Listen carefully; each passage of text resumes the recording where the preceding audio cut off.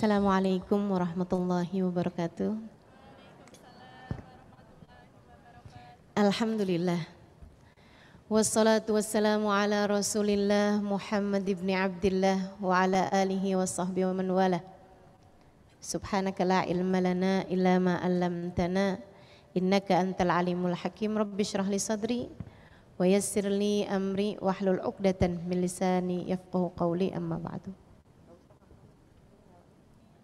Saudariku sekalian saya muliakan, Allah mengatakan tentang Nabi kita Muhammad ini, wa ma arsalnaka illa rahmatan lil alamin.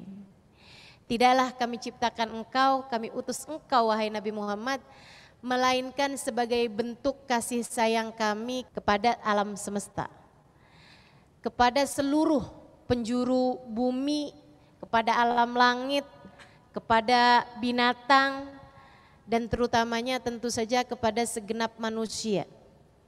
Allah utuskan Nabi Muhammad rahmatan lil alamin sebagai manifestasi kasih sayangnya Allah. Perwujudan kasih sayang Allah terbesar ke atas muka bumi adalah terutusnya baginda kita Nabi besar Muhammad.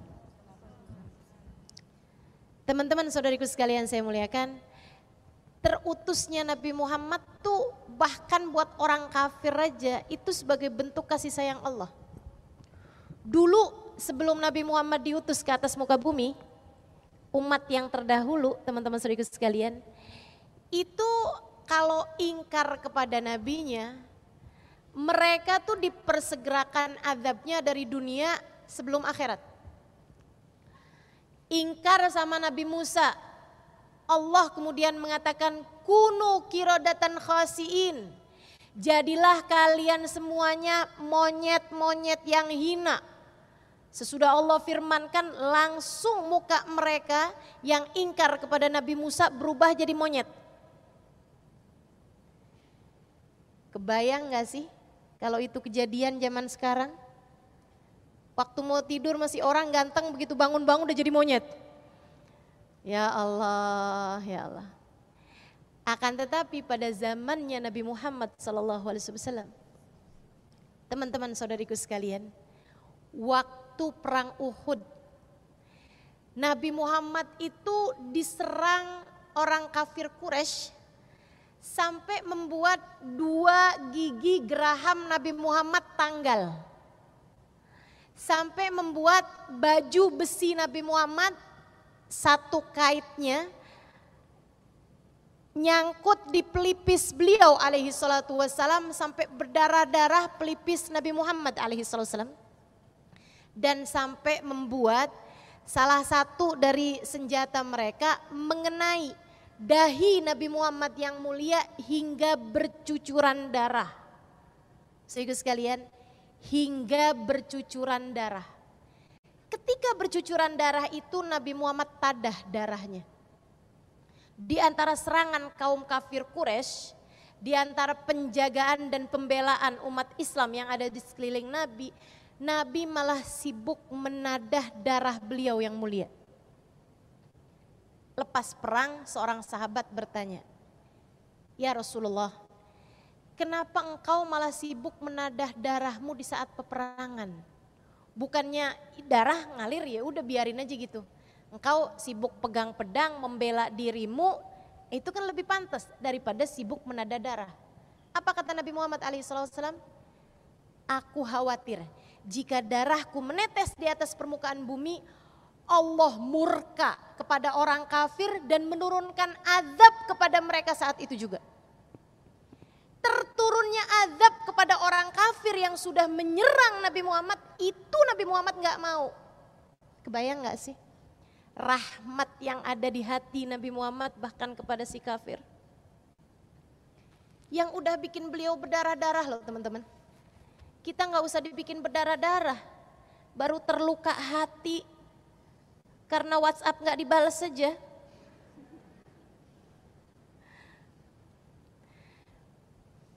Kalau dia kenapa-napa kita bilang kualat tuh mas saya. Masya Allah. Nabi Muhammad tahu nilai beliau di mata Allah, ngerti derajat beliau di sisi Allah, yang kalau darahnya nih sampai tertetes ke atas muka bumi, Allah bisa sangat murka kepada orang-orang yang telah meneteskan darahnya Nabi Muhammad. Dan kalau saat itu Nabi Muhammad mengatakan, ya Allah, kau lihat apa yang mereka telah perbuat padaku. Bisa diturunkan azab hujan api mungkin dari Allah Subhanahu wa taala yang mengenai orang-orang kafir. Segitunya Nabi nggak mau. Karena memang rahmat yang ada di hati Nabi Muhammad menyisakan rasa kasihan dan cinta, kasih sayang bahkan kepada mereka yang telah menyakiti beliau sallallahu alaihi wasallam. Ketika ada orang Yahudi, teman-teman saudara sekalian, meninggal dunia di zaman Nabi Muhammad, Nabi lewat nih ada jenazahnya Yahudi, udah di masa Madinah, Nabi perintahkan sahabat buat berdiri. Ayo berdiri, semua berdiri. Rasul, kata Nabi Muhammad, idza marartum bi janazah fagumu. Kalau kalian lihat ada jenazah lewat depan kalian, berdiri. Ini sunnah yang sudah hampir mati nih ya. Kita kalau ada jenazah lewat depan rumah kita nggak berdiri, padahal sunnahnya berdiri kalau ada jenazah lewat. Nabi berdiri, sahabat juga ikutan berdiri. Mereka bilang, Rasul, tapi ini jenazahnya Yahudi, yang meninggal ini bukan Muslim. Kenapa kita harus berdiri gitu? Apa kata Nabi Muhammad? Kalaupun kita berdiri bukan karena si Yahudi, tapi kita berdiri buat malaikat-malaikatnya Allah yang membawa rohnya, yang telah mencabut jenazahnya, rohnya. Waktu lagi berdiri itu, sahabat yang paling dekat sama Nabi Muhammad, sebelah Nabi Muhammad, lihat Nabi Muhammad meneteskan air mata. Tidak hanya menetes air mata, bahkan sampai nangis sesenggukan Nabi Muhammad alaihissalam. Sampai naik turun dadanya Nabi, nahan tangisan yang beliau coba tahan gitu, biar jangan sampai buncah tangisannya. Sampai nangis, sampai katanya para sahabat yang sebelahnya nih, dia bilang sampai aku melihat tetes-tetes air mata Nabi di sela-sela jenggot beliau yang mulia. Aku berusaha menghibur Nabi Muhammad seraya mengatakan, hada Yahudi ya Rasulullah. Katanya nih, ini Yahudi ini Rasul yang meninggal. Maksudnya kenapa engkau menangis sampai segitunya gitu? Apa kata Nabi Muhammad, teman-teman saudaraku sekalian? Saya banyak baca sejarahnya Nabi di kitab-kitab klasik atau dari hadis-hadis yang banyak beredar tentang syama'il beliau, tentang sifat-sifat dan kemuliaan beliau. Teman-teman saudaraku sekalian, semakin saya banyak baca sejarahnya Nabi, semakin saya pelajari ucapan-ucapannya Nabi, semakin paham saya sama betapa sangat besarnya, betapa sangat agungnya, betapa sangat mulianya, betapa sangat dahsyatnya rahmat yang ada di hati Nabi Muhammad SAW. Kata Nabi Muhammad, teman-teman, begitu dibilang hada Yahudi ya Rasulullah, ini yang meninggal Yahudi wahai Rasul. Kata Nabi Muhammad, nafsun aflatat minni fatadkhulal nar. Nafsun aflatat minni fatadkhulan nar. Saya tahu, kata Nabi, dia Yahudi saya tahu gitu. Terus kenapa saya menangis? Nafsun aflatat minni fatadkhulan nar. Saya menangisi satu jiwa, satu nyawa, satu orang yang lepas dari tangan saya tidak bisa menyelamatkan dia sehingga dia akhirnya masuk neraka. Saya menangisi satu jiwa yang terlepas dari tangan saya sehingga tidak mendapatkan hidayah Allah dan akhirnya dia masuk ke dalam neraka. Kesian bener kan? Saya tidak punya lagi kesempatan untuk menyelamatkan dia di akhirat.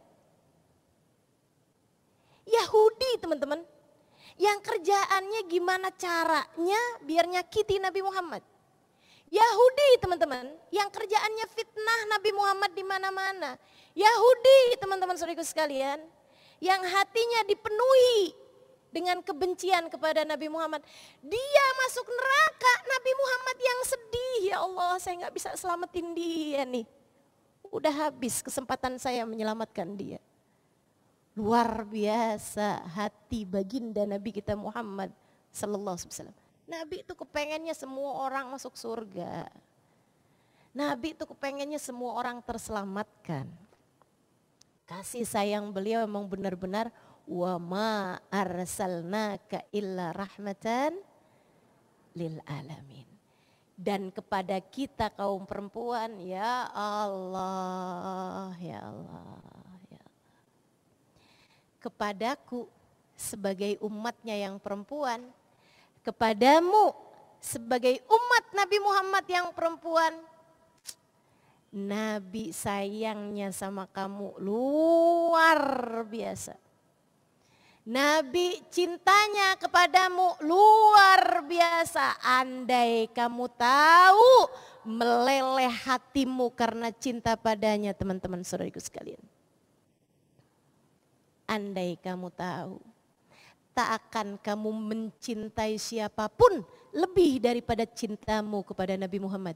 Sebab kamu tahu tak ada yang mencintai dan menyayangimu lebih daripada bagindamu Nabi besar Muhammad sallallahu alaihi wasallam. Tidak kedua orang tuamu, tidak suami dan anak-anakmu, bahkan tidak dirimu sendiri. Bahkan tidak dirimu sendiri. Nabi Muhammad menyayangimu lebih daripada dirimu sendiri. Saudariku sekalian yang saya muliakan, Nabi itu terutus di masyarakat yang membenci kaum perempuan. Kita mesti ingat fakta itu.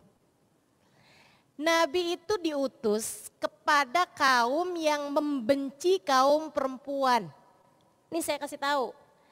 Orang perempuan yang hidup di zaman jahiliyah, masa sebelum terutusnya Nabi Muhammad, itu kalau jadi perempuan gak boleh senyum, gak boleh ketawa. Gak boleh. Para suami yang punya istri perempuan, ya iyalah. Itu teman-teman saudara sekalian, tidak ada kesetaraan dalam kehidupan rumah tangga seperti yang Allah Subhanahu wa taala karuniakan dalam Islam. Di mana seorang suami harus menyayangi istri, istri harus hormat sama suami. Dalam Islam ada kesetaraan hubungan antara suami sama istri dalam sebuah rumah tangga. Saudaraku sekalian saya muliakan, zaman dulu enggak gitu. Suami, istri itu setengah barang lah gitu. Orang sewaan hanya untuk menjadi, mohon maaf ya, sekedar toilet lah gitu. Tempat buang hajat, tempat melampiaskan hawa nafsu. Kayak begitu doang teman-teman saudaraku sekalian. Selebihnya, kalau ada seorang istri ketawa di depan suaminya, suaminya dengar dan dia sebel, suaminya boleh cabut gigi istrinya. Ini saya ngomong beneran loh ini. Sambil saya bayangin, ya Allah untung saya nggak hidup zaman itu, kalau nggak ompong saya pasti. Ini kita nggak ada yang pakai gigi asli nih kalau hidup zaman itu. Gigi palsu semua kayaknya ya. Tiap ketawa gigi satu dicabut. Besok kan berapa hari ketawa lagi gigi satu dicabut. Habis gigi kita. Teman-teman saudaraku sekalian. Kalau perempuan lahir itu mereka menganggapnya sebagai sebuah aib besar dalam kehidupan mereka. Dan mereka diminta menunjukkan kejantanannya dengan cara menguburkan bayi perempuan mereka hidup-hidup. Allah cerita fakta sejarah kelam tentang perempuan ini saudaraku sekalian. A'udzubillahi minasyaitonirrajim. Idza busyira bil untha dhalla wajhuhu muswaddan wa huwa kadhim. Yatawara minal qaumi min su'i ma busyira bih. Kata Allah gitu. Apabila diberi kabar gembira, Allah bilang, sebenarnya nih kabar gembira nih, kelahiran anak perempuan sebenarnya kabar gembira. Tapi saya nggak ngerti itu hamba-hamba saya ini kaum jahiliyah kenapa pada kayak begitu. Idza busyira bil untha, apabila diberi kabar gembira bahwa lahir anak perempuan bagi mereka, dhalla wajhuhu muswaddan, wajahnya menghitam, wa huwa kadhim, karena marah. Bukan memerah lagi, menghitam karena marah. Yatawara minal qaum, ngumpet-ngumpet dari kaumnya. Jangan sampai mereka dengar kabar buruk ini, katanya mereka. Sebelum aku menghabisinya, sebelum aku menguburkannya hidup-hidup. Sampai ada yang kalau istrinya melahirkan, dibikinin lobang di bawahnya. Begitu keluar, laki apa perempuan nih? Kalau dia laki-laki, putusin tali pusarnya, selamatin. Begitu perempuan, langsung dikuburin hidup-hidup tanpa si ibu melihat rupa anak perempuannya seperti apa. Luar biasa. Saudariku sekalian yang saya muliakan, Islam ketika datang, bahkan dari sejak sebelum Islam, Nabi Muhammad telah dikaruniai hati mencintai perempuan. Anaknya lahir perempuan, disayangin, dicintain. Lahir lagi perempuan, dicintain, disayangin. Lahir laki-laki, meninggal kecil, ditangisin. Nabi sedih anaknya meninggal. Lahir lagi perempuan, seneng lagi Nabi Muhammad alaihi salam, disayangin, dicintain. Kan anak Nabi Muhammad perempuan-perempuan, 4 orang. Zainab, Ruqayyah, Ummu Kalthum, Fatimah. Ketika Islam datang, 3 anak perempuannya Nabi sudah menikah.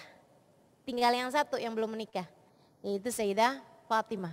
Usianya masih baru 5 tahun ketika awal Nabi Muhammad dapat wahyu. Jadi ketika Nabi Muhammad menghadapi gangguan, siksaan, keadaan tidak menyenangkan dari kaum Quraisy, itu Sayyidah Fatimah umur 7 tahun, 8 tahun, 9 tahun, jadi hiburan Nabi Muhammad SAW.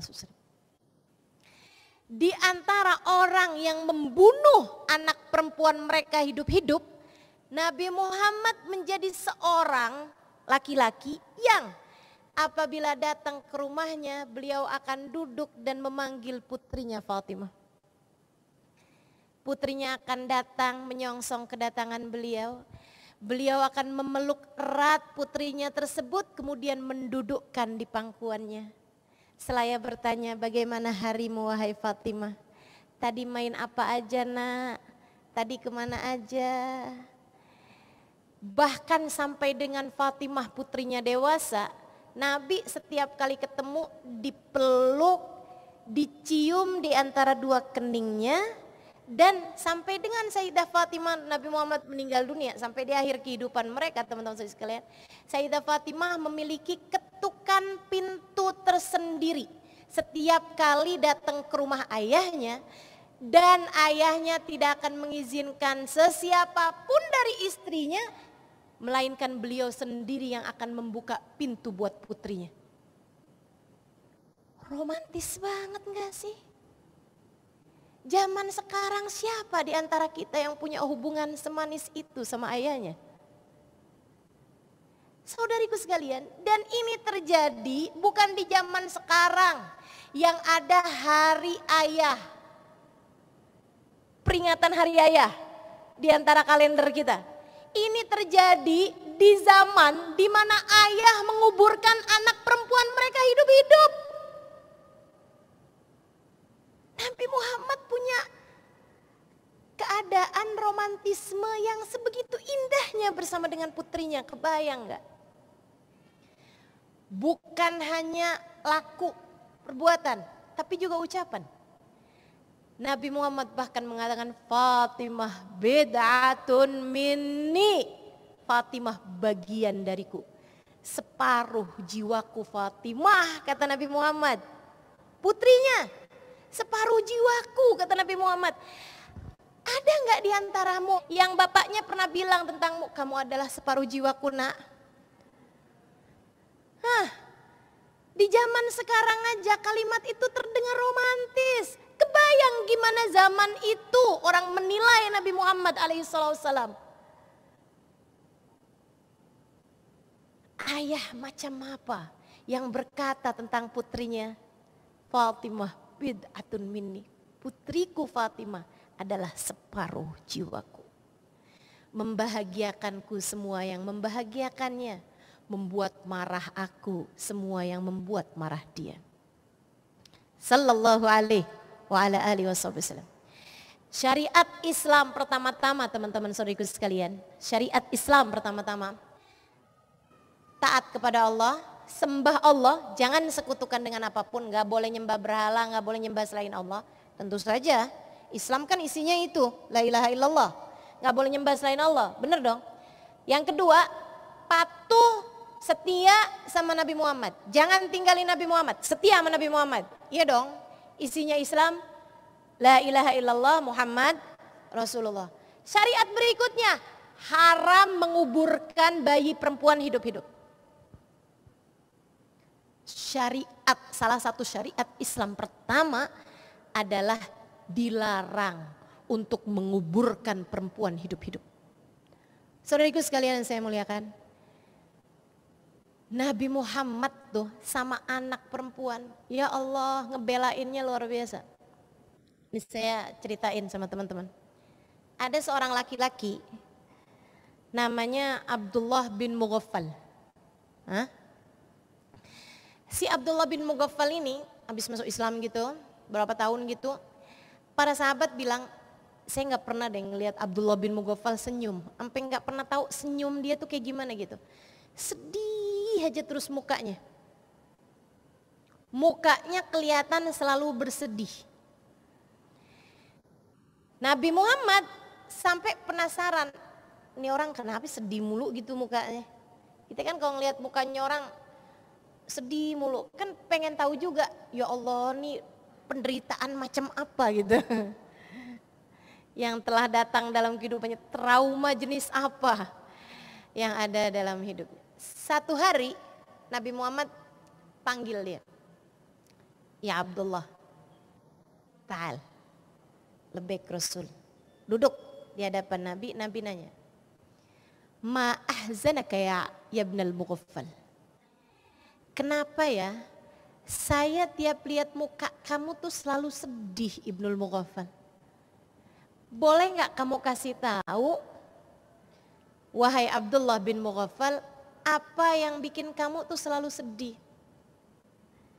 Abdullah bin Mughaffal ditanya kayak begitu, tambah sedih. Kita kalau lagi sedih kan ditanya, kamu sedih kenapa? Tambah sedih apa enggak? Tambah sedih. Dia nunduk, terus dia cerita. Saya itu Rasul punya, kalau istilah kita zaman sekarang, trauma. Yang membuat saya gak bisa lepas peristiwa itu dari pikiran saya. Dan itu membuat kesedihan. Bikin saya tuh gak bisa seneng gitu, bikin saya gak bisa senyum, gak bisa ketawa. Ceritalah, kata Nabi. Abdullah pun cerita, saya meninggalkan istri saya di saat dia sedang hamil besar. Bertahun-tahun, orang dulu kan dagang, kadang pergi perang, kadang pergi kemana jauh. Sampai bikin dia tuh bepergiannya itu bertahun-tahun. Dan zaman itu teman-teman gak bisa WhatsApp, gak bisa telepon, gimana lu udah lahir apa belum? Gak bisa kan? Kamu udah lahiran apa belum? Tanya, gak bisa. Dia bilang sampai kemudian saya datang bertahun-tahun sesudah itu, mungkin kayak 6 tahunan sesudah itu, saya mendapati istri saya sudah melahirkan anak perempuan. Anak perempuan saya nih Rasul, ceria, menyenangkan, kata-katanya lucu, tingkahnya enak dilihat, cantik, pinter, cuman sayang, perempuan. Sayangnya cuma satu doang, perempuan. Ya Allah Rasul, hati saya dalam dilema besar. Antara nggak tega sih sebenarnya, biarin aja dah. Sama cemen. Ibn Mughaffal kagak berani. Dia tuh kan benerannya sebenarnya bukan cowok tuh. Dia nggak berani nguburin anak ceweknya. Dia bilang, dan keegoisan serta kekerasan hati saya membuat saya nggak bisa tahan terhadap hinaan dan cacian dari kaum saya. Hingga satu hari saya pun memutuskan. Saya bilang sama istri saya, dandanin anak saya. Istri saya udah paham. Waktu saya bilang dandanin anak saya, dia bilang, istri saya udah bilang, jangan dong Abdullah, jangan dong Abdullah. Ayo cepetan. Dia bilang istri saya dengan rasa takut dan gak berdaya, dia pun kemudian mendandani anak saya. Dimandikannya dia, dipakaiinnya baju yang bagus, diikatnya rambutnya. Kemudian diajarkannya kalimat kepada anak saya itu. Saya pun bawa anak saya. Anak saya pertamanya nggak terlalu paham dia mau diapain gitu. Saya bawa aja terus. Dia bilang sampailah saya di sebuah bukit yang dimana orang-orang di kampung kami biasa menguburkan anak perempuannya hidup-hidup di situ. Sampai ada bukitnya teman-teman. Dia bilang saya pun mulai menggali. Dan ya Rasulullah, waktu saya mulai menggali itu sempat ada beberapa tanah yang nyangkut di jenggot saya dan anak saya membersihkannya. Dia bilang sempet tuh datang nurani di hati saya. Saya sempet pikir, jangan deh Ibn Mughaffal, jangan deh, kesian bener anak kamu. Titipin kayak kemana gitu biar orang gak lihat. Tapi tiap kali perasaan itu datang, saya segera membunuhnya. Dengan saya terbayang cacian, makian, ledekan, hinaan dari orang di kampung saya. Dan saya rasanya tidak mampu menanggungnya. Dia bilang, ketika kemudian saya sudah merapikan kuburnya, saya udah buat galiannya, udah cukup buat nguburin dia. Saya pun tarik tangan anak perempuan saya, dia mulai paham.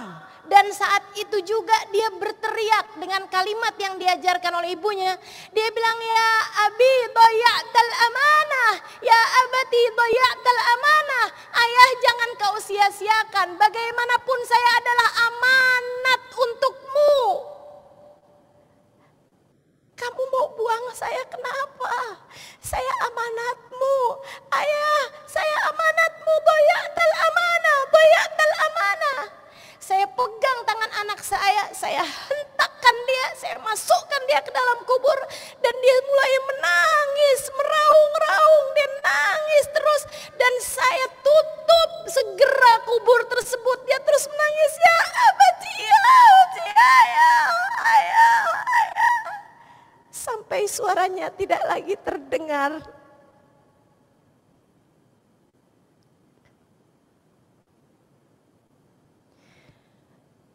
Ya abati daya'tal amanah.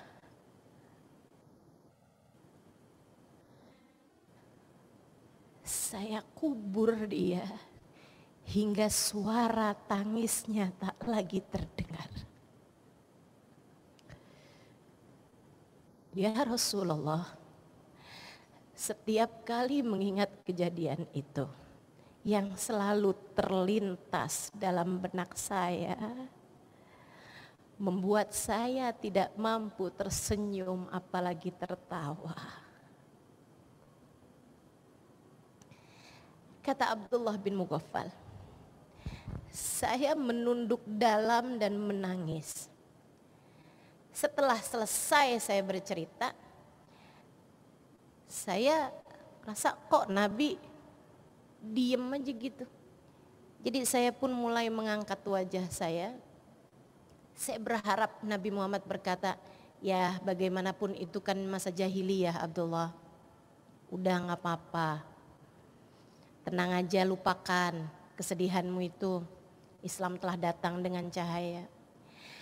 Aku pikir Nabi akan menghiburku gitu. Akan tetapi ketika saya melongokkan wajah saya mendapati Nabi Muhammad terisak-isak sampai air mata beliau itu membasahi kain yang ada di bawah beliau. Nabi tuh nangis sampai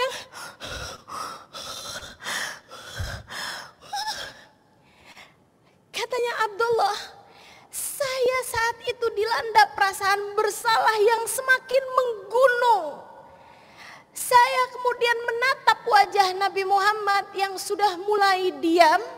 Kemudian Nabi Muhammad mengatakan, "Lau kuntu nabiyan fi dzaka zaman la uqimul hadd 'alaika ya ibnal mughaffal." Andai masa itu saya sudah menjadi nabi, aku akan kuburkan kamu hidup-hidup wahai Ibnul Mughaffal. Sebagaimana kamu telah menguburkan hidup-hidup anak perempuanmu. Andai aku telah menjadi nabi saat itu, aku akan menguburkanmu hidup-hidup wahai Ibnul Mughaffal. Sebagaimana kamu telah menguburkan hidup-hidup anak perempuanmu. Teman-teman saudariku sekalian, Nabi benci sama semua orang tua yang berlaku kasar, terutama kepada anak perempuannya. Bayangkan, Nabi tuh kalau lihat orang tua kasar, bisa jadi dirimu, silahkan berkaca. Itu Nabi setiap kali ngelihat orang tua kasar sama anaknya, ingetin ucapan saya. Nabi sepertinya akan berkata hal yang sama kepada orang tua tersebut. Kalau wajah aku ada di hadapanmu, aku akan menamparmu seperti kamu menampar anak perempuanmu. Andai aku ada, aku akan mencaci makimu seperti kamu telah mencaci maki anakmu. Andai aku ada bersamamu saat ini, aku akan berbuat jahat kepadamu dan membela anakmu, anak perempuanmu, sebab aku menyayangi mereka.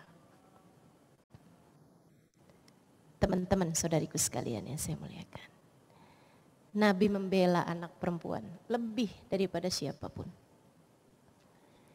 Dan anak-anakmu, kenalkan mereka kasih sayang nabinya lewat kasih sayangmu dalam diri mereka. Yang sayang sama anak perempuan, sampaikan pula hal ini kepada para suamimu, pada ayahmu. Tidak ada orang lebih menyayangi anak-anak perempuan kita lebih daripada Nabi Muhammad SAW. Dan jika kau dan suamimu ingin bersama dengan Nabi Muhammad, biarkan anak-anakmu mengenal kasih sayang Nabi Muhammad lewat laku kalian, lewat tingkah kalian, lewat perbuatan kalian kepada mereka semuanya. Enggak ada yang membela kita nih kaum perempuan lebih daripada Nabi Muhammad SAW. Nabi sampai bilang di masa Madinah, "Man kanat lahu thalas jawari, kanat lahu itqun minan nar." Kata Nabi, siapa di antara kalian yang punya 3 anak perempuan, ketiganya dirawat, dididik, dibesarkan sampai jadi anak-anak perempuan soleha, jadi anak perempuan yang ngerti dirinya hamba Allah, jadi anak perempuan menjaga dirinya, ngerti, gak cengengesan sama laki-laki, gak suka godain cowok, baik offline ataupun online. Punya anak perempuan yang terjaga, ngerti jaga sholatnya, ngerti jaga puasanya, ngerti jaga hidupnya, paham aku hambanya Allah, aku umatnya Rasulullah. Siapa di antara kalian, kata Nabi Muhammad, punya 3 anak perempuan, kalian didik, kalian besarkan, kalian pelihara, kalian jadikan ia perempuan-perempuan soleha, kanat lahu itqun minan nar. Enggak usah punya ibadah banyak kalian, yang wajib aja deh. Dan andai kalian punya dosa-dosa, sekalipun 3 anak perempuan kalian akan menjadi penghalang kalian dari api neraka. 3 anak perempuan kalian akan menjadi penghalang kalian dari api neraka. Sahabat pada angkat tangan, Kaifa bil jariyatain ya Rasulullah. Gimana kalau punyanya cuma 2 anak perempuan wahai Rasul? Mau nambah lagi apa udah cukup nih? 2 anak perempuan nih Rasul punyanya. Kata Nabi Muhammad, "Wa man kanat lahu jariyatan." Demikian pula dengan yang memiliki hanya 2 anak perempuan. Kata perawinya saya nggak pasti apa Nabi Muhammad menyebut dengan 1 anak perempuan. Namun yang pasti teman-teman saudaraku sekalian, dari sebab hadisnya Nabi Muhammad seperti ini, para sahabat, kalangan para sahabat, setiap kali istrinya melahirkan, mereka akan bertanya kepada dukun beranaknya, laki apa perempuan? Kalau dibilang laki-laki, alhamdulillah. Kalau dibilang perempuan, alhamdulillah. Aku memiliki penghalang dari api neraka. Aku punya pagar yang akan menghalangkanku dari api neraka. Insya Allah. Saudariku sekalian saya muliakan. Tuh sama anak perempuan, Nabi tuh ngebelainnya kayak begitu. Kalau udah jadi istri, kamu tuh udah jadi istri, Nabi sayangnya sama kamu luar biasa juga. Nabi pengen tahu gimana keadaanmu. Nabi itu dari semua putri-putrinya yang paling sering didatengin oleh Nabi Muhammad Sayyidah Fatimah.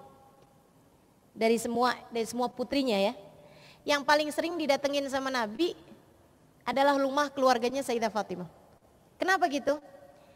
Karena paling disayang. Itu iya, tapi teman-teman saya sekalian ada hal lain juga. Kenapa rumah keluarga Sayyidah Fatimah paling sering didatengin sama Nabi Muhammad? Karena mereka sangat miskin.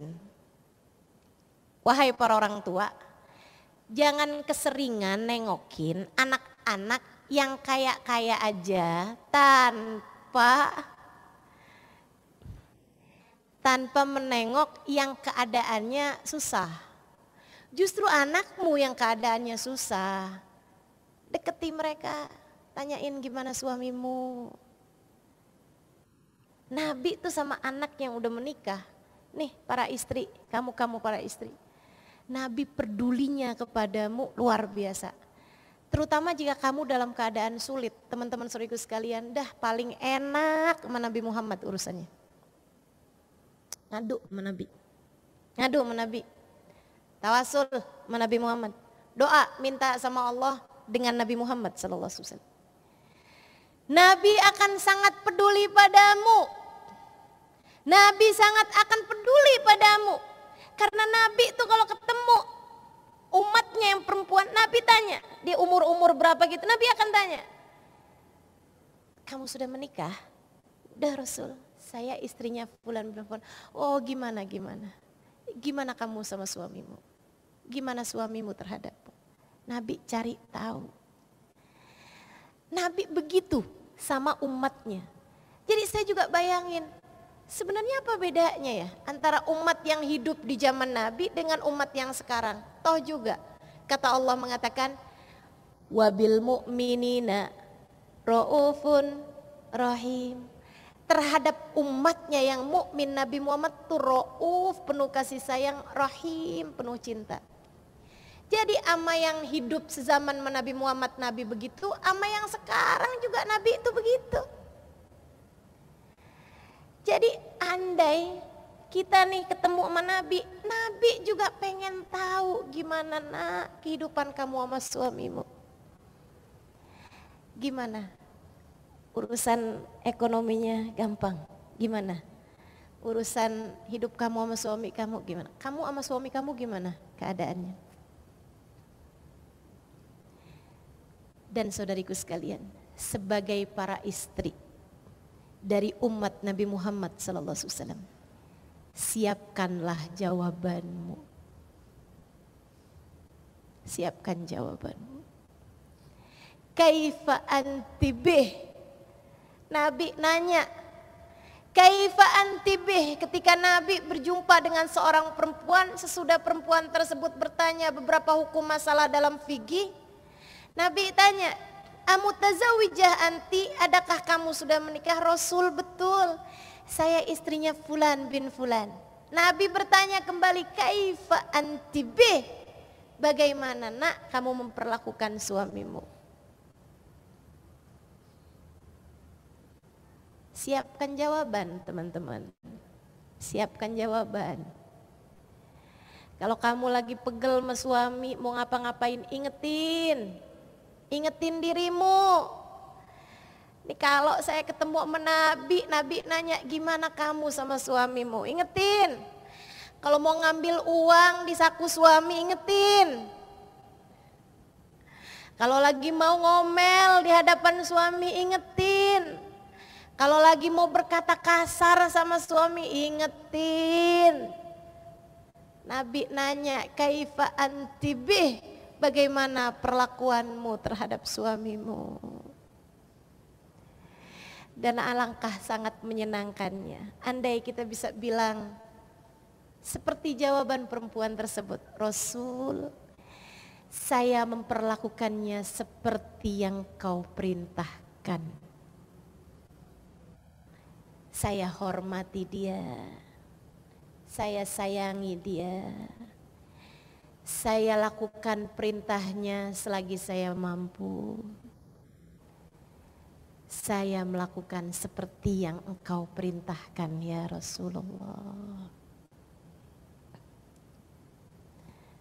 Kalau kita bisa jawab gitu depan Nabi, ya Allah teman-teman saudaraku sekalian. Kamu telah membela Nabi Muhammad, Nabi pasti membelamu. Kalau kamu udah jalanin yang Nabi Muhammad mau gitu, Nabi pasti juga akan memperlakukan apa yang seharusnya beliau lakukan sebagai seorang Nabi yang penuh cinta kasih kepada umatnya. Sebab waktu perempuan tersebut jawab kayak begitu, Nabi senyum lebar bener.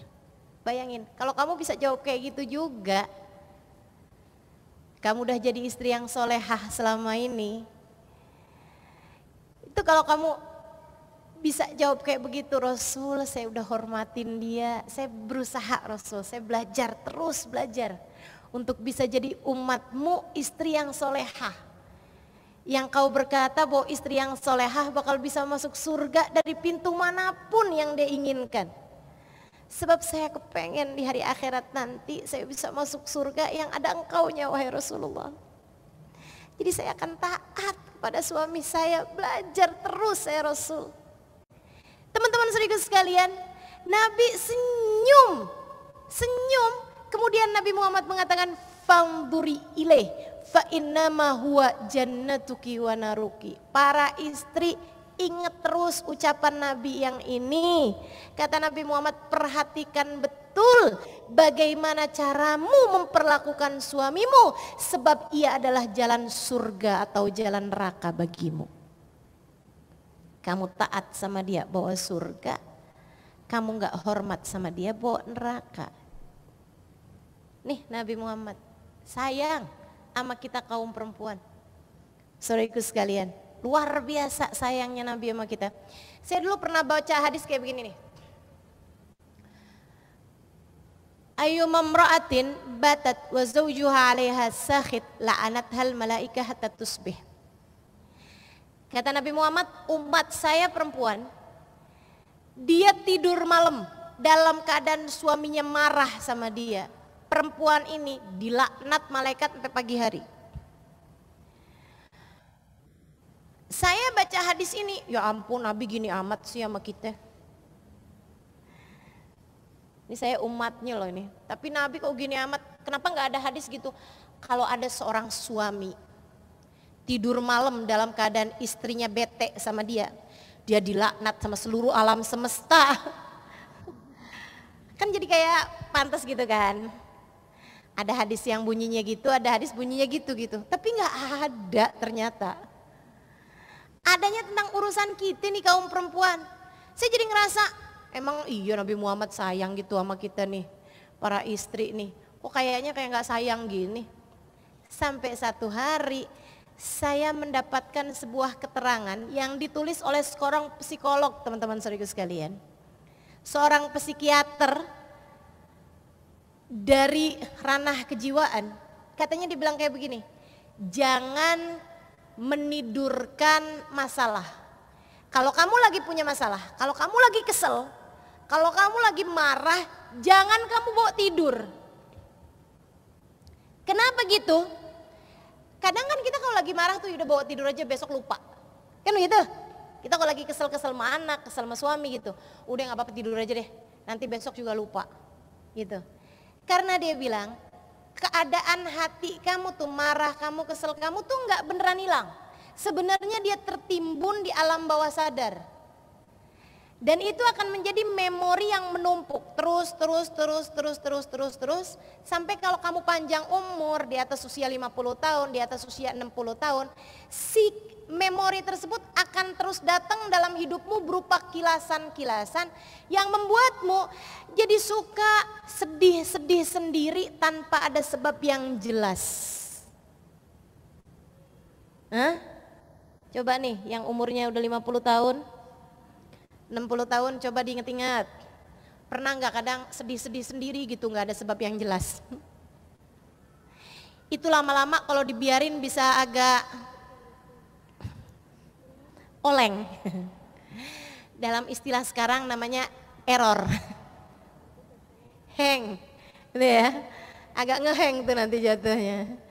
Ya Allah, teman-teman saya sekalian, rupa-rupanya Nabi Muhammad tuh pesen, kamu kalau ada masalah sama suamimu, kalau lagi ada apapun yang membuat hatimu kesel, jangan dibiarin kamu bawa tidur. Aku kesian sama kamu kalau masa tua kamu penuh dengan kesedihan. Ayo selesaiin masalah kamu. Karena teman-teman jujur aja, gara-gara hadis itu, saya kalau lagi ada masalah sama suami, emang ada ustazah? Kan ustazah. Ya ustazah juga orang. Emang kamu pikir kalau jadi ustazah kagak pernah ada masalah gitu sama suaminya? Kamu gak tahu aja. Setannya ustazah tuh lebih gede. Karena setannya ustazah tuh juga ustazah. Di dunia persetanan. Teman-teman saudaraku sekalian, jadi ini ya, gara-gara hadis ini, saya kalau ada masalah sama suami apapun, saya berusaha untuk tidak memalamkan masalah tersebut. Sekesel-keselnya saya sama dia, saya akan minta maaf walaupun dengan maafin ya. Main punggung-punggungan sekalipun, tapi saya akan minta maaf sama dia. Maaf, yang tadi itu saya minta maaf. Bukan karena apa teman-teman saudariku sekalian, saya gak takut sama dia, saya takut sama malaikat. Melaknat saya sampai pagi hari, ya Allah. Saya takut sama Nabi Muhammad. Saya takut sama Allah.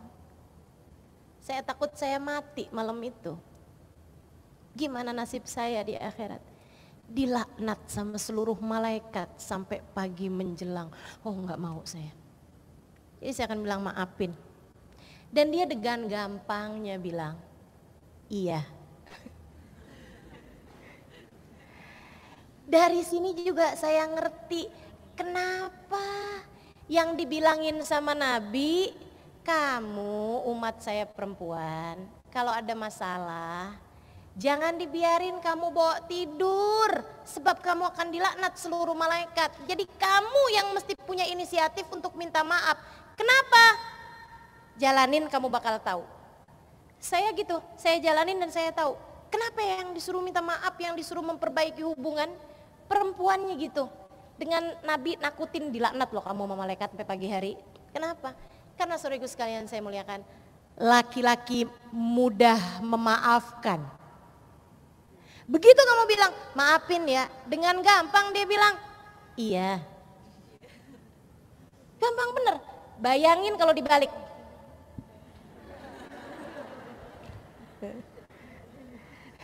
Coba silakan bayangin kalau dibalik. Dia yang minta maaf, kita udah enak mau tidur nih. Terus dia bilang, kejadian yang tadi itu, saya tuh sebenarnya maksudnya gak gitu. Maafin saya ya. Itu ngantuk semua bisa hilang loh. Makanya saya kan udah bilang juga apaan tuh.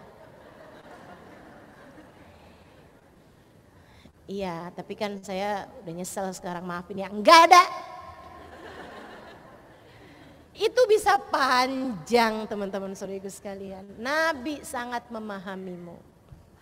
Nabi sangat memahamimu. Udah deh, gak ada yang lebih paham tentang urusan kita daripada Nabi Muhammad SAW. Makanya kalau kamu mau nyerang Islam, bukan dari ajarannya, gak bisa. Kenapa ya? Yang punya hak cerai itu cuman laki-laki. Kenapa gak perempuan? Ya Allah teman-teman. Kalau perempuan punya hak boleh menceraikan suami, gak 3 batasannya, bisa 1000.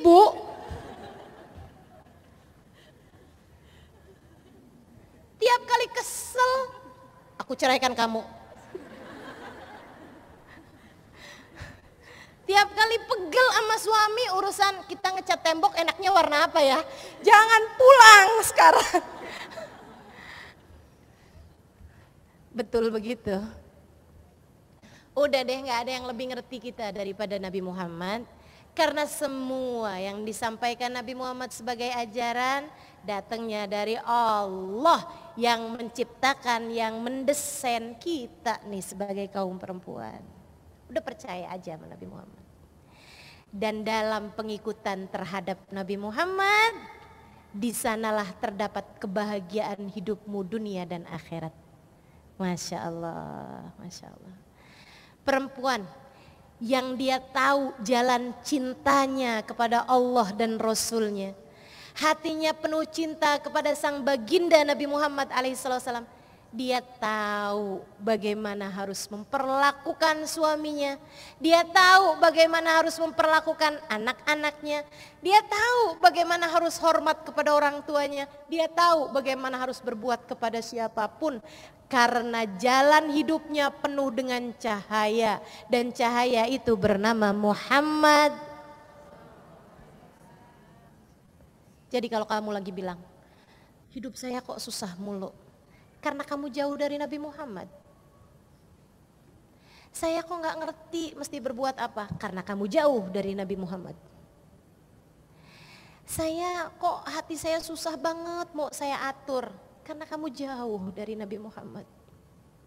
Saya selalu dikuasai oleh ego dan emosi saya, karena kamu kurang dekat sama Nabi Muhammad.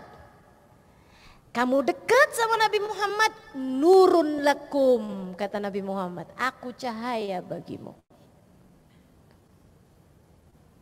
Aku cahaya bagimu. Anta syamsun, anta badrun, anta nurun, fauqa nuri. Sahabat paham, makanya begitu Nabi Muhammad datang mereka bilang tola al badru alaina. Purnamanya sudah terbit di atas kita. Kita nggak akan tersesat jalan lagi. Kita nggak akan salah-salah lagi membuat keputusan, karena jalannya sekarang sudah terang. Karena jalannya sekarang sudah terang, sudah ada cahayanya bernama Muhammad. Enak bener jadi umat Nabi Muhammad. Alhamdulillah. Kalau kamu jadi ibu, teman-teman saudariku sekalian, ya Allah, Nabi sayangnya sama kamu.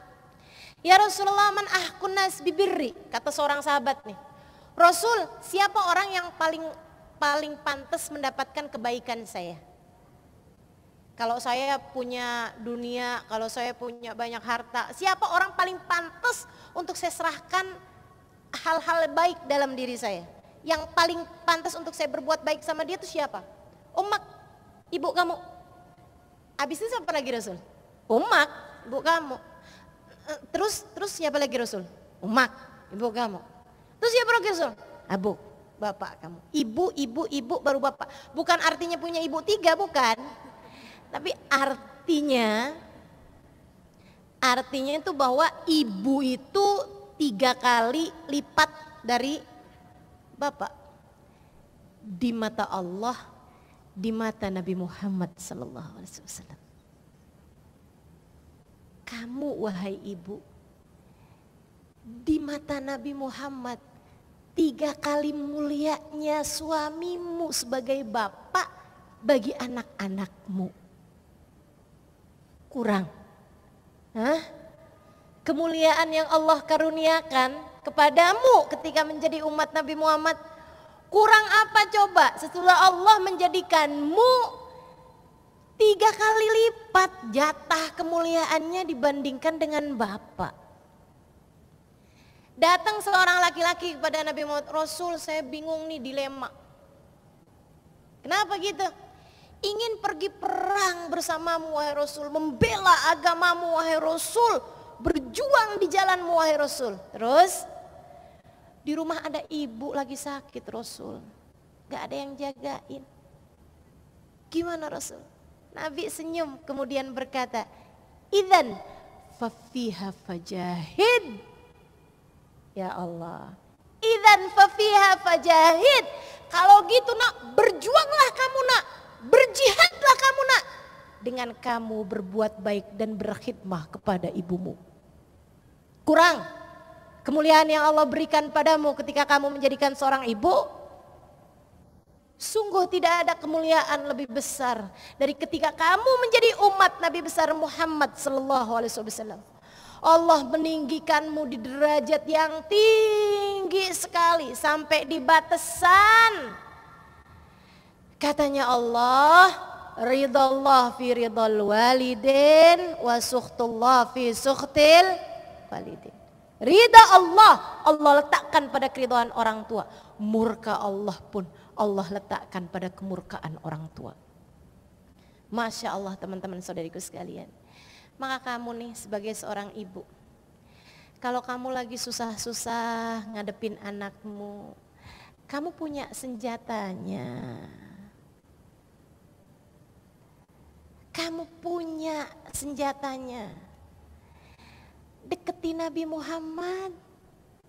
Yang udah pasti, nabinya loh sayangnya sama kamu sebagai seorang ibu luar biasa.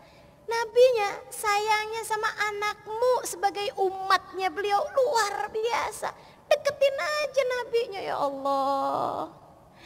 Engkau perintahkan aku untuk mendidik anak-anakku, lihatlah aku gak mampu ya Allah. Maka aku minta berkat Nabi Muhammad. Aku minta kasih sayang Nabi Muhammad. Aku minta Nabi Muhammad ya Allah ikut serta menjaga anakku. Bukankah anakku adalah umatnya? Atau sekalian kamu bermunajat, Assalamualaikum ya Rasulullah, saya umatmu, kesulitan untuk menjadi ibu yang baik bagi anak-anakku yang adalah umatmu. Kami mohon isfa' lana ya Rasulullah. Syafaati kami wahai Rasul. Tolongi kami wahai Rasul. Liatin saya wahai Rasul. Mampukan saya mendidik anak-anak saya wahai Rasul. Mintakan kepada Allah. Kasih sayangmu, rahmatmu bagikan kepada hati saya Rasul. Dan tolong liatin anak-anak saya. Bukankah anak-anak saya adalah umatmu ya Rasulullah. Titip sama Nabi Muhammad sallallahu alaihi wasallam. Titipin anakmu. Titipin dirimu. Kamu kan umatnya. Kamu umatnya. Jangan mau jauh-jauh dari Nabi Muhammad. Tidak ada pembelamu lebih daripada Nabi Muhammad. Maka kamu sepanjang hidupmu ini jadikan sebagai caramu membela Nabi Muhammad SAW. Berdirikan syariat Nabi Muhammad dalam kehidupanmu. Sholatnya rapikan, ibadahmu rapikan, akhlakmu rapikan, hatimu tata. Jangan simpan kebencian sama siapapun. Jangan taruh dendam sama siapapun. Usir jauh-jauh. Nabi Muhammad enggak ridho. Nabi Muhammad enggak suka. Katanya Nabi Muhammad alaihissalam, hendaklah kamu wahai Ibnu Abbas masuk pagi, masuk malam, sebelum tidurmu jangan ada perasaan unek-unek enggak enak, sebel-sebel, bete-bete sama orang. Jangan. Berusahalah dari pagi sampai datang malam hari wahai Ibnu Abbas, hatimu terjaga dari kebencian terhadap siapapun. Itu pesan Nabi Muhammad. Pesan Nabi Muhammad buat kita sekalian, teman-teman saudariku sekalian. Yuk belajar, terus belajar. Deketi Allah, deketi Nabi Muhammad alaihi salatu wassalam, jadi cahaya bagi kita sekalian. Kalau kamu dekat sama Nabi Muhammad, kalau kamu cinta sama Nabi Muhammad, kalau kamu punya jalinan hubungan yang erat sama Nabi Muhammad sallallahu alaihi wasallam, kamu akan dibelanya. Air matamu punya nilai di matanya. Kalau kamu lagi sakit hati kamu, kalau kamu lagi sedih hati kamu ngadu. Nabi akan liatin kamu. Nabi akan memohonkan yang terbaik bagimu.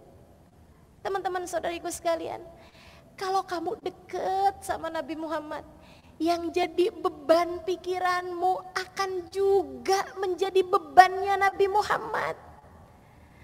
Saya takut anak saya Rasul, saya takut anak saya jadi anak yang gak benar. Nabinya akan bilang juga kepada Allah, ya Allah, kesihani dia, anaknya biarkan ia berada di jalan yang benar. Saya minta padamu umat saya tuh, ya Allah, umat saya jadikan ia hambamu yang soleh. Teman-teman saudaraku sekalian, kalau kamu dekat sama Nabi Muhammad, kalau kamu rengkuh Nabi Muhammad, jangan mau jauh dari Nabi Muhammad. Bela Nabi Muhammad. Nabi Muhammad dalam kehidupanmu, kamu dekat sama beliau.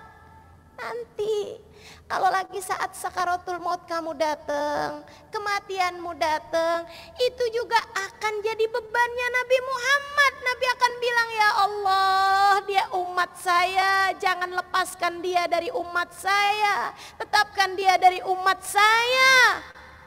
Iman Islam di hatinya, sebab aku ingin mensyafaatinya, sebab aku akan mensyafaatinya. Hatimu mudah untuk berkata La ilaha illallah Muhammadur Rasulullah.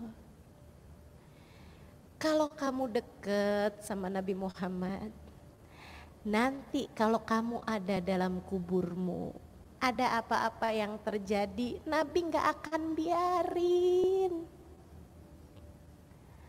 Nabi tidak akan membiarkanmu, teman-teman saudariku sekalian. Nabi akan mensyafaatimu. Kalau nanti di padang mahsyar, siapa peduli padamu coba? Tapi kalau kamu dekat sama Nabi Muhammad, hari di mana semua orang ketakutan, teman-teman saudariku sekalian, hari yang bahkan kata Allah, la yatakallamuna illa man adina lahur rahman wa qala sawaba.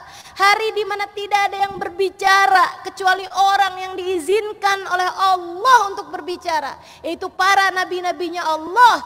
Dan di ayat yang lain Allah mengatakan la yatakallamuna illa hamsa. Tidak terdengar suara bahkan dari para nabi-nabinya Allah kecuali hamsa, kecuali suara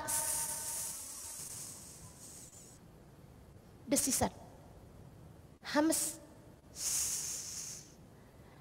Kenapa yang kedengeran suara hams?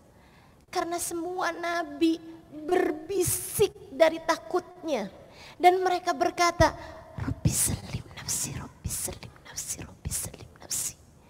Ya Allah, selamatkan diri saya, selamatkan diri saya, selamatkan diri saya.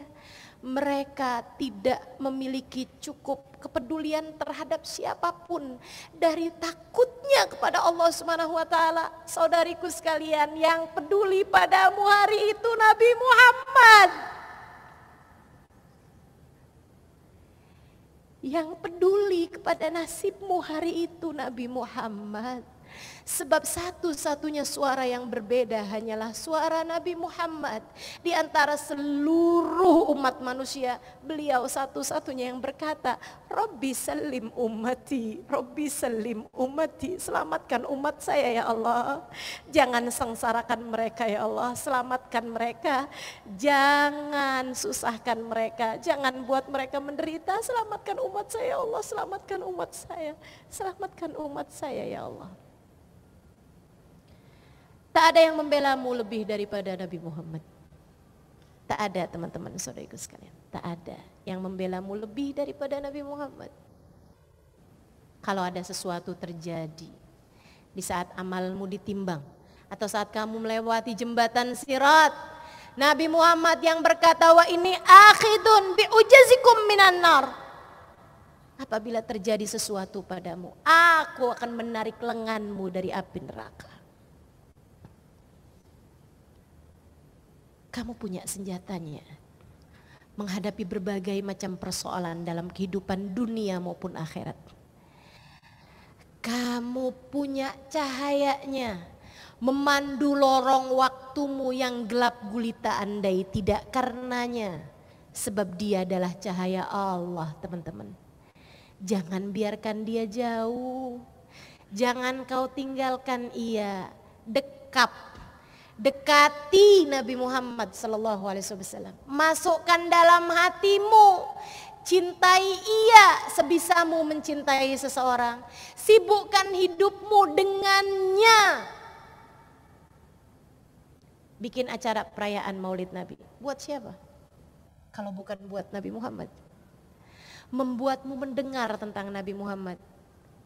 Membuat semua yang mendengar tahu siapa Nabi Muhammad. Berbuat buat Nabi Muhammad. Apa yang bisa kamu lakukan dalam hidupmu? Berbuatlah. Kamu yang jadi istri, jadilah istri yang soleha untuk Nabi Muhammad. Karena bagaimanapun Nabi bangga umatnya yang soleha. Kamu menjadi ibu, didik anak-anakmu dengan ajaran Nabi Muhammad. Karena dengannya Nabi Muhammad akan bangga dengan banyaknya umatnya di hari akhirat nanti, dengan anak-anakmu yang menjadi sebaik-baik umatnya, teman-teman saudaraku sekalian. Apapun yang kamu lakukan dalam kehidupan, yuk niatin saranaku mendekat kepada Nabi Muhammad. Caraku untuk bisa melangkah mendekat kepada Nabi Muhammad SAW. Aku pengen jadi umatnya yang baik biar gak ngerepotin Nabi. Saya pengen meninggal dunia gak bawa dosa, biar Nabi gak usah repot-repot nyelamatin saya dari api neraka. Kan gitu. Yuk belajar buat jadi umatnya yang salehah insya Allah. Amin ya rabbal alamin. Kita akhiri majelis kita dengan kita baca salawat bersama-sama yuk. Ya, kita niatin biar hati kita jadi hati yang terjaga. Biar kita bisa jadi umat Nabi Muhammad yang benar. Biar gak nyusahin Nabi, gak di dunia, gak di akhirat insya Allah. Biar disayang sama Nabi Muhammad. Biar dipandang sama Nabi Muhammad. Biar dilihat sama Nabi Muhammad. Biar didoain terus-terusan sama Nabi Muhammad. Biar disyafaati terus-terusan sama Nabi Muhammad. Kita baca salawat. Mudah-mudahan dengan keberkahan salawat, keberkahan maulid, keberkahan majelis ini, hati kita nih, gulub kita nih biar jadi pada gulub yang solehah semua insya Allah. Dengan keberkahan Nabi Muhammad, Allahumma sholli ala Sayyidina Muhammad tibbil gulub. Ya Allah, Nabi Muhammad jadikan obat bagi hati kami. Jadikan penyembuh bagi jiwa-jiwa kami. Dawaiha. Biar hati kami jadi hati yang bersih, hati yang bagus. Allahumma sholli ala Sayyidina tibbil gulub wa dawiya wa afiyatil abdan wa shifaiha. Berkahnya Nabi Muhammad yang sakit-sakit biar pada sehat. Badannya sehat, pikirannya sehat. Wa nuril absar, biar Nabi Muhammad jadi cahaya mata kita, baik mata yang ini ataupun mata yang ini. Terutama kita minta sama Allah biar Nabi Muhammad jadi cahaya mata batin kita. Sehingga batin kita, hati kita tahu apa yang mesti kita kerjakan dalam segala keadaan. Nah, biar kita dikaruniai sabar, karuniai syukur, karuniai ikhlas, dikaruniai semua sifat-sifat yang baik insya Allah dengan berkahnya baginda kita Nabi besar Muhammad sallallahu alaihi wasallam. Yuk kita baca bareng-bareng. Allahumma salli ala sayyidina Muhammadin tibil qulubi wa dawaiha wa afiyatil abdani wa shifaiha wa nuril absari wa diyaiha wa ala alihi wa sahbihi wa sallim. Allahumma salli ala sayyidina Muhammadin tibil qulubi wa dawaiha afiyatil abdani wa shifaiha wa nuril absari wa diyaiha wa ala alihi wa sahbihi wa sallim.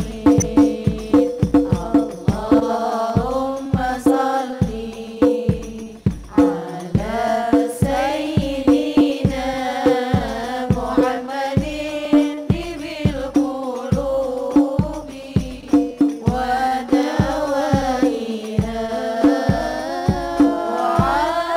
afiyatil abdani wa shifaiha wa nuril absari wa diyaiha wa ala alihi wa sahbihi wa sallim. Fatihah bil qabul wa min kulli sul sallallahu alaihi batin al fatal wa yanwir qulubana wa qalbana ma huda wa tuqal afal ghina wa ridha wal yaqin yaftan aftal arifin wa yakhtimna al bisna radina nafi khairin wa afiya wa anna Allah yastajib jami'a hajatina hajatid dunya bil maisarah wa hajatil akhirah bil maghfirah.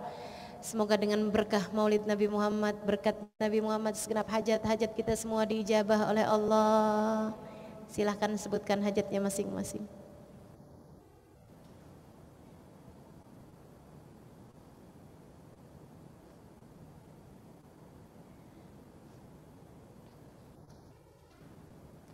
Dan hajat kita yang terbesar agar kita tidak ditinggalkan oleh Nabi Muhammad. Dan hajat kita yang terbesar ya Allah, hajat kami yang terbesar adalah agar Engkau menjadikan Nabi Muhammad untuk kami. Ya Allah, lihatlah semua yang hadir, lihatlah semua yang sedang mendengarkan, dekatkan kami semua dengan Nabi Muhammad. Dekatkan kami semua dengan Nabi Muhammad. Dekatkan Nabi Muhammad, dekatkan kami semua dengan Nabi Muhammad. Dekatkan fisik kami dengan Nabi Muhammad. Dekatkan akhlak kami dengan Nabi Muhammad.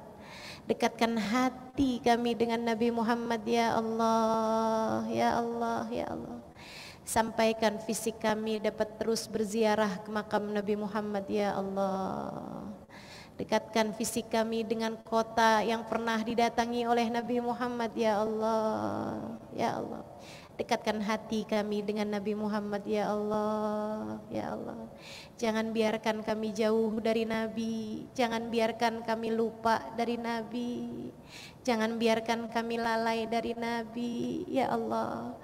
Bukankah Engkau telah menjadikan Nabi Muhammad selalu mengingat kami? Maka kami minta padamu ya Allah, jadikan hati kami menjadi salah satu dari hati umatnya yang tidak pernah lupa kepadanya ya Allah. Engkau kami tahu tak pernah lupa kepada kami umatnya. Jadikan kami pun salah satu di antara umatnya yang tidak pernah lupa kepada beliau ya Allah. seperti hati para ulama kami yang tidak pernah lupa kepada Nabi Muhammad. Jadikan hati kami seperti mereka ya Allah. Seperti hati para sahabat Nabi kami Muhammad yang tidak pernah lupa kepada Nabi Muhammad. Jadikan hati kami seperti mereka ya Allah. Seperti hati para habaib yang tidak lupa kepada Nabi Muhammad. Jadikan hati kami seperti mereka ya Allah. Ya Allah, ya Allah. Allahumma ya Allah, kepada Engkau kami memohon ya Allah, syafaat Nabi Muhammad untuk kami ya Allah. Untuk yang sedang kesulitan di antara kami sehingga Engkau mudahkan. Syafaat Nabi Muhammad untuk kami yang sedang sakit di antara kami hingga Engkau sembuhkan. Syafaat Nabi Muhammad untuk yang sedih di antara kami sehingga Engkau hibur hatinya ya Allah. Syafaat Nabi Muhammad untuk dosa-dosa kami sehingga Engkau ampuni. Syafaat Nabi Muhammad untuk aib-aib kami sehingga Engkau tutupi. Syafaat Nabi Muhammad untuk segala keadaan kami sehingga Engkau benahi. Syafaat Nabi Muhammad untuk hati kami ya Allah. Untuk hati kami ya Allah. Untuk hati kami ya Allah, yang hatinya masih sulit memaafkan ya Allah, syafaatkan hatinya dengan Nabi Muhammad ya Allah, sehingga hatinya mudah memaafkan kesalahan siapapun saja yang telah berbuat zalim kepadanya. Syafaat Nabi Muhammad untuk hatinya ya Allah, yang tidak sabaran dengan syafaat Nabi Muhammad, Engkau karuniakan kesabaran dalam hatinya. Syafaat Nabi Muhammad ya Allah, yang hatinya tidak mengenal takut ketika berbuat dosa. Syafaat Nabi Muhammad untuk hatinya ya Allah, sehingga hatinya menjadi khusyuk, sehingga hatinya menjadi takut berbuat dosa, sehingga hatinya gelisah ketika jauh darimu ya Allah, seperti hati Nabi Muhammad yang selalu khusyuk mengingatmu ya Allah. Syafaat Nabi Muhammad untuk hati kami ya Allah, sehingga hati kami mengenal ikhlas, sehingga hati kami mengenal syukur, sehingga hati kami mengenal tawadhu, sehingga hati kami mengenal sujud kepadamu seperti hati Nabi Muhammad yang selalu sujud kepadamu ya Allah, selalu tunduk dan patuh kepadamu.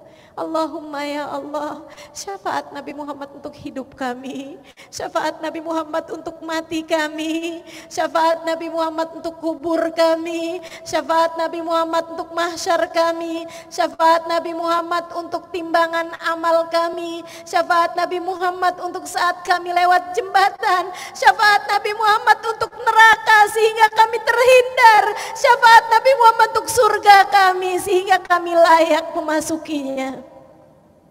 Syafaat Nabi Muhammad untuk mata kami sehingga mata kami dapat memandang indah wajahnya. Syafaat Nabi Muhammad untuk telinga kami sehingga kami mendengar ketika Nabi Muhammad berkata ummati, ummati.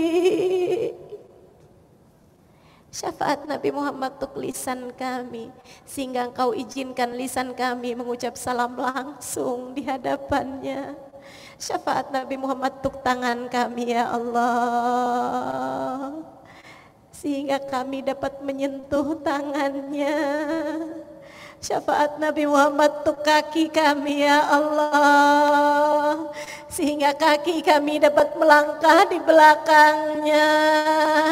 Syafaat Nabi Muhammad untuk diri kami ya Allah, sehingga Engkau izinkan diri kami selalu dekat dengannya.